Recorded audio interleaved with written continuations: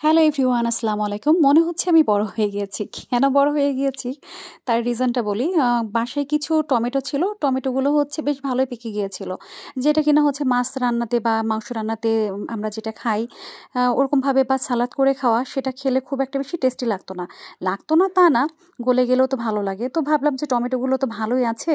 এই সুযোগে একটু টমেটো দিয়ে হচ্ছে টমেটোর টক তৈরি করি বা চাটনি বা টমেটোর খাঁটা বলে। আমি এই টমেটোর খাঁটা নামটা অনেকদিন পরে শুনলাম। টমেটো যখন তৈরি করছিলাম, তো তৈরি করার সময় ওই মুহূর্ত আমিরার বাবা আমাকে বলছে যে, "এটার নামটা কী দিবা?" তো আমি বলছি, "এটা এক ধরনের বলা যেতে পারে চাটনি।" কারণ আমার দাদিকে দেখতাম যে আমার দাদি হচ্ছে ডাল দিয়ে গরমকালে বা এরকম টমেটোর সময় একটা সময় তো গরম ছিল। তো ওই সময়টা এরকমভাবে তৈরি করতো যেটা কিনা খুব ভালো লাগতো ডাল দিয়ে খেতে। তো আমার দাদা এটা খুব পছন্দ করতো, যার জন্য আমার দাদি এটা করতেন। টমেটোর খাঁটা বা টমেটোর চাটনি তৈরি করার জন্য আমি টমেটোগুলোকে সুন্দর করে ধুয়ে তারপরে পিস পিস করে কেটে নিয়েছি। আর ব্লেন্ডারে হালকা একটু ব্লেন্ড করে নিয়েছি। ও একদম পানির মতো করে ব্লেন্ড করিনি।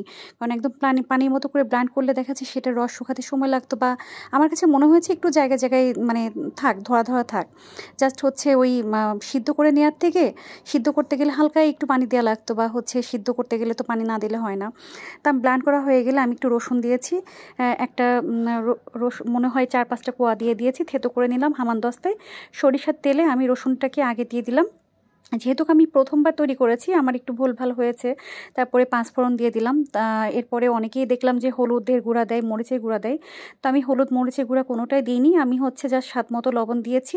আর শেষ ফিনিশিংয়ে এসে স্বাদমতো পরিমাণ মতো চিনিটা দিয়েছি। আর আমি এখানে যে শুকনা মরিচটা ব্যবহার করেছি, এই শুকনা মরিচটাই অনেক ঝাল হয়ে গিয়েছিল, মানে পারফেক্ট একটা ঝাল ছিল। শুকনা মরিচটা পরে একদম গলে গিয়েছিল, যেটা কিনা পরে খেতে অনেক ভালো লেগেছে। তারপরে সম্পূর্ণ মাখিয়ে নিয়ে সবার শেষে হচ্ছে যেটা এই বাগারটা পরে দিলেও হতো, মানে আগে পরে যেকোনো একটা করলে হতো। তো আমি আগে এটা হচ্ছে ভেজে নিলাম। অনেকে দেখা যাচ্ছে যে এটা সিদ্ধ করে পরে তেলের উপরে বাগারটা দেয়।